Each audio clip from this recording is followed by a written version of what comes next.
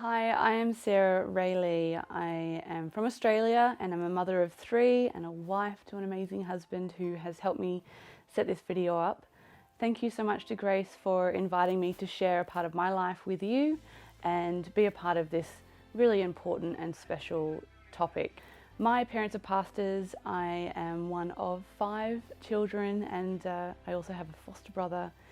And growing up in my home, I was exposed to a lot of people coming and going and staying in our house that my parents took in when they were in a really low position and needed somewhere to get themselves back on their feet. And a lot of people were really grateful, and my parents really parented not just our family but a community of people in a small regional town in Victoria. This person was very manipulative and use the Bible and use God's teachings and God's word to really manipulate and control the surroundings, which as a young girl, I was 4 years old and was manipulated and groomed into essentially having an adult sexual relationship with him until around the ages of 12, when I was old enough to avoid being in the house when he was around. And he would come and go, and it was really uncomfortable. And for me as a child, it was extremely confusing because I was being taught to respect my elders and be a good girl and do as I'm told. And I was taking my education from the adults around me, and the adults around me saw him as a leader in the church, someone who spoke up often and seemed to be doing all the right things, and unknowingly to them was also in the shadows doing something extremely wrong to me, and later we found out other children. I held that shame from around 12 till about 24, and I didn't tell really anyone. I expressed small amounts of what had happened to family members, but I never went into great detail about what had happened, because a part of what happened to me was that I thought it was my fault, and I thought that I'd instigated this relationship, and that was a part of the grooming process that had happened. And what happened when I was 24 is that I became a mother, and I had a little baby in my arms, and I realized that this little child has no idea what to do or what to say or how to act in this world, and no real, even in 4, 5, 10 years time, 15 years of age, children just don't know unless we tell them what is right and what is wrong. So that was when it really hit me that what had happened to me was wrong, and that I was violated, and that he was not a responsible adult. And then it also hit me that if he'd done that to me, he could be doing that to other children. And I did what research I could to see if he had a working with children's card, or if he potentially was still in that sort of a position, which I believed he was. And so I went to the police, unfortunately against my parents' wishes, and other people in my extended family who I think were nervous about maybe public exposure, or fear of shame and guilt. But at the same time, nothing was more important to me now as being a mother to protect not only my children, but the children of this community and the community that he potentially could have been harming. And that was a really strong conviction of mine. And so I needed to tell the police whether that was in alignment with what my family wanted.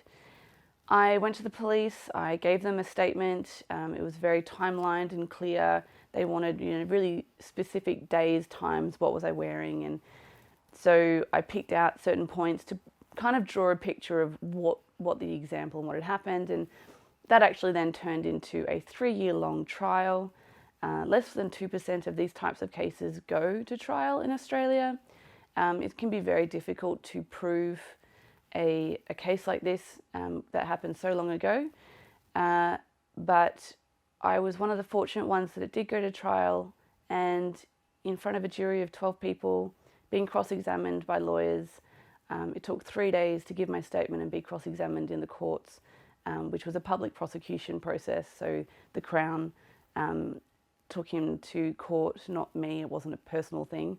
And I had a guilty charge, or he got charged with 5 indecent assaults towards a minor, sexual assault towards a minor. So there were 5 different charges, and honestly, I wasn't really around that.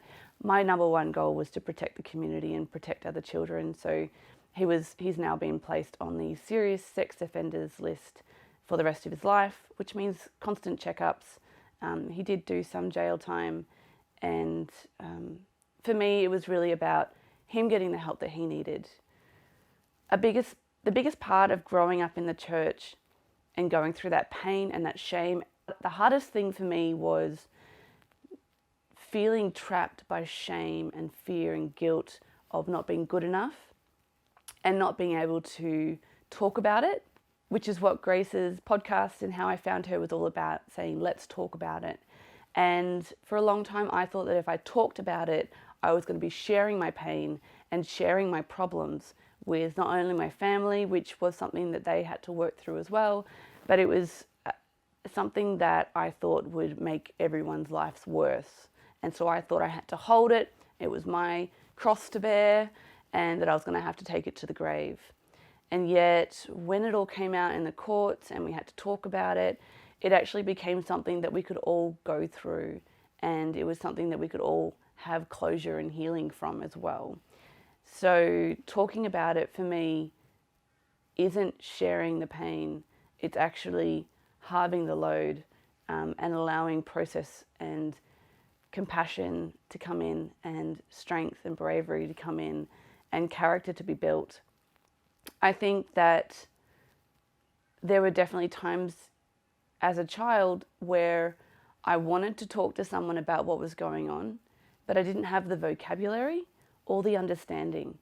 And I also don't think I was really allowed the space to try and talk about what was going on. I remember one time I tried to talk to my mother, and we used to go on motorbike rides. This particular person would take me on motorbike rides, and it was supposed to be this fun event, but it was also where things would happen. And I once remember telling my mother that I didn't want to go because I didn't like him very much. And that was the only words I had to describe how I was feeling and what was going on, is that I did not like him. And the response I had was, why? I was like, well, I don't really know why. I didn't know as a child why he made me feel uncomfortable. I didn't know what was happening. I didn't know what words to put to what was happening and how to describe what was happening. I was just being a part of it. And I didn't know how I was being a part of it. I didn't know how to describe that. But I could say I didn't like it very much. It wasn't a good feeling. And as a child, that was literally all I could say. Unfortunately, the result of not liking him but not having a reason to not like him was, it's not nice to not like someone for no reason. So I think that had its own problems, because I then started to doubt my own intuition and doubt how I was feeling, and that how I was feeling was wrong. So as an adult, I've had to relearn how to trust my intuition and build that relationship back up with my spiritual conscience, and for me, the Holy Spirit, and what it's telling me is right and wrong and where I'm supposed to be. And it's to no fault of anyone in the church or my parents to know that no one was to know what was going on. It was this one person who groomed the situation and put me in that position. But it was then up to me when I became a mother and grasped the understanding and was given the gift of understanding and wisdom to then be brave and stand up and be humbled, and actually then step into the grace that I was being offered, to be set free from that enormous feeling of shame and guilt. I remember going into therapy, and I've had a lot of therapy, as you can imagine, and I remember describing that as just this big black ball of thick tar filling my insides that I didn't feel like I could control, and it was like just a big bomb waiting to go off. And I just, every time I felt something that I couldn't handle, I would just layer on that thick black tar and try to suppress it and push it down. and it was extremely unhealthy, and it would come out in the most unusual ways. Now that as an adult, I can look back and I can realize I had severe panic attacks as a child. I had all sorts of tests done to find out what was going on, to the point that the doctors just told my parents that I was a liar, that I wasn't in pain and that I wasn't having any problems with my breathing, because there was nothing physically wrong with me. And now I look back at that experience and wonder what happened. And really what I would have been having was panic attacks and intercostal muscle cramping from the sheer stress that I was under as a child. The stress of being abused, constantly being on high alert, but also the stress of trying to hide it from everyone in my life and trying to pretend like everything was okay. And that sort of level of stress and pressure for anyone, doesn't matter what age, is unnecessary and always poisoning to the soul. But for a child, it's just, it's horrible, and I would never wish that sort of experience to be on a child ever again. One of the things that got me through this whole ordeal was the gift of praise and worship and singing and songwriting. So I am now a full-time singer-songwriter under the name of Rae Leigh. And through my songs, I share the songs that the Spirit gave me to give me hope through the times when I wasn't able to talk about it. But also the songs that come through my healing journey and building that relationship back up with myself, becoming empowered as a woman and a mother, and being completely vulnerable and open, and freeing myself from that shame and that guilt and that fear that was controlling my life because of the lies that I was trying to hide from everyone. As of last year, I've been set free and been able to actually share open and vulnerably with the world and anyone who asks. But it's been an extremely long process. One of the things that I really struggled with the teachings that I didn't understand was that this sense of, if you forgive, you'll be forgiven. And I think I thought, and the way that it was taught was confusing, but I think I thought that if I forgave this man that hurt me, I would be healed and I wouldn't feel bad anymore. And yet I would be on my knees at the altar at youth conferences and at worship services, bawling my eyes out saying, God, help me forgive this man, because I didn't want that pain in my life anymore. And it took me until the trial and seeing that man in court there because he'd pled not guilty for no other reason, but he decided to plead not guilty, and realizing when I was in court faced with everything that was being faced with me, I realized that there was no hatred, there was no anger, there was actually no ill will towards this man who had done these things to me as a child and put me in this situation. It was actually, do you know what? This guy clearly needs support and help as well. And this is obviously the only way he's going to get what he needs. And that it wasn't that I hadn't been able to forgive him, but that I needed to heal from the trauma that I'd been through. And that forgiveness and healing are two very different things. And that was good for me because I was able to let go of that self-doubt that I had unforgiveness in my life, because I didn't want that in my life. I wanted to have forgiveness and freedom in that area of my life, but that I needed to allow myself to unpack the emotions of the trauma and everything that I'd been through and allow freedom in that area as well. And so I did countless years, probably about 6 years of therapy. I did try antidepressants for a while after my third baby. I even went into a hospital here that is specifically set up for women with postnatal depression, which I experienced with all 3 children, which is a very common thing. I mean, more than 10% of women have postnatal depression.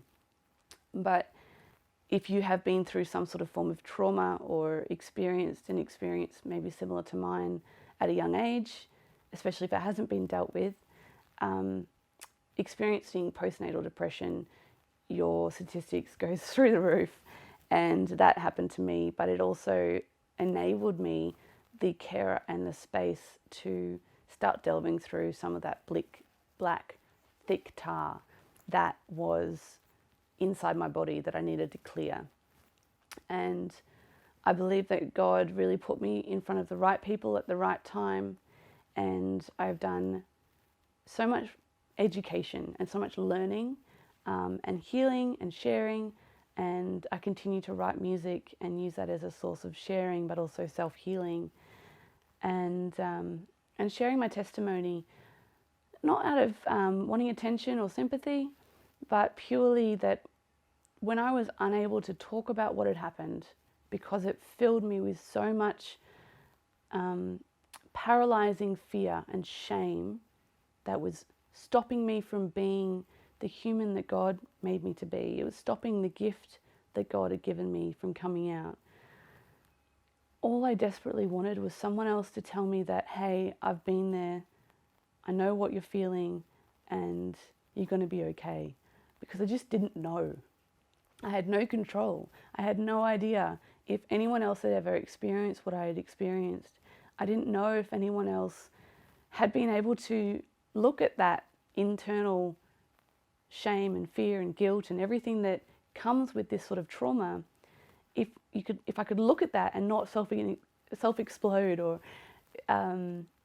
really, get through it and be okay. I am very blessed, and I do believe that God only gives us what we can handle. And I also think that as humans, we don't realize how resilient we are until we have to be. And I always struggled with being close to anyone for that fear that they might see me for who I thought I really was. And the core beliefs that were developed in me as a child by being violated like that, I felt very unloved, I felt very unprotected, I felt very unworthy, and I felt like I wasn't ever going to be good enough for anyone. If I wasn't good enough as a child, how would I ever be good enough as an adult? And so these are some core beliefs that I've worked on, and through the grace of God, I have been given the opportunity to be strong. I found my voice, I can share, I get to be who I was born to be, and who I was born to be is a singer and a songwriter and a sharer. It's one thing my husband always tells me I'm good at is talking.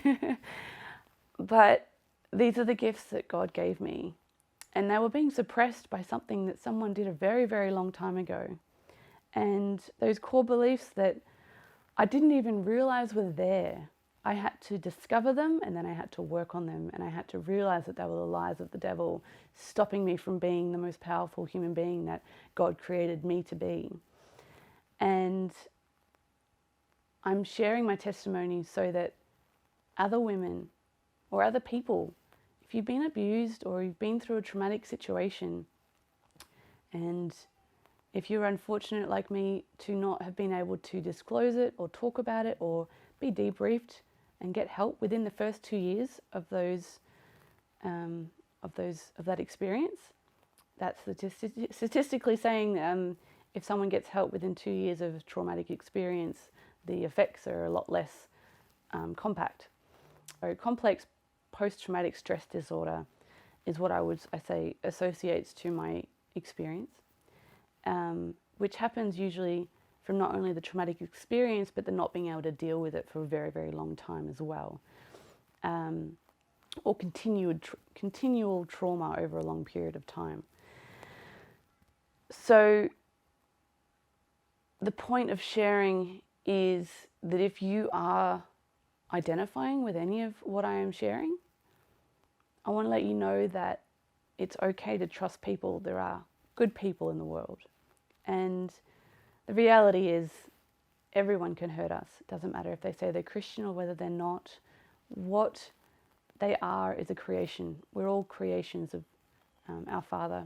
And He made us exactly who we're meant to be. And each of us have a choice on how we live our life and how we want to use the gifts that He gave us. And I believe that we need to be together. We need to work together. And we need to trust each other. And sometimes we'll be let down, sometimes we'll make mistakes, and we need to have grace and compassion for each other as much as we need to love and trust each other.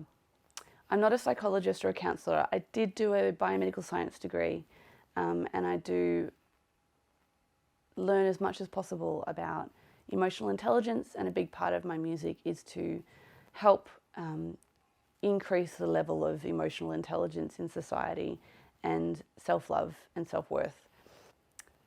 These things will happen, and sometimes it happens inside the church, and it can really affect our ability to have faith, and it can affect our ability to trust, and that is exactly what the devil wants.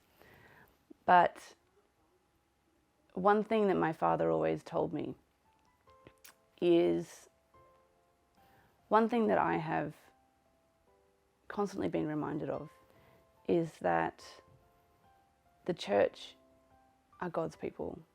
All people are God's people. And people can hurt us. But that's not God hurting us. We have a free will, and sometimes we'll be hurt. That doesn't mean that God's allowed us to be hurt. And it doesn't mean that He's not there to give us grace and love and compassion and all the things that we need. He promises us that He will always give us everything that we need. We might not get what we want all the time, but He gives us everything we need. And my faith, even though this guy used God just the same way he used me for his own personal gain, I don't blame God, and my relationship with Jesus hasn't been tarnished by the fact that someone used His name to get what He wanted out of me. It did definitely affect my ability to trust, and it set me on a completely different journey than maybe the one that I could have had. But it's the one I'm on, and it's the one I'm grateful for. And if it wasn't for my faith and my relationship with Jesus and the teachings of the Bible and the ability to sing and worship and praise, I know that I wouldn't be here. There are many times when I was so low, times when I wasn't strong enough to keep going, and He always stepped in. Whether it was someone that loved me who was there, or He knew that I needed something to have faith, He's always been there exactly when I needed Him. And I know that He'll always be there when you need Him as well. So be encouraged by that. There's nothing you cannot handle. And God is always by your side, even if you don't think He is. He's always there. Things will happen, but if you hold on to that relationship, you trust in Him, all things will work out for good for those who love the Lord. I think it's so important. Over the years, I've had to pay hundreds and hundreds of dollars to go to psychologists, and honestly, I think the main thing I was paying for was the security that what I was telling them was in confidence, and that unless someone's life was in danger, what I said to them stayed with them. And that's a really important thing for someone who is struggling with trust, to be able to open up and share with someone with the knowledge that it's going to stay with that person in between you and them, unless you have that person's permission. They're already hurt, and sharing or speaking to someone else or gossiping is only going to cement that hurt and make it worse. So in my experience, I would say that is one thing that you can do to support someone who is open and vulnerable. Make sure that you create that safe space for them to be able to be open and vulnerable and start to learn to trust and love again.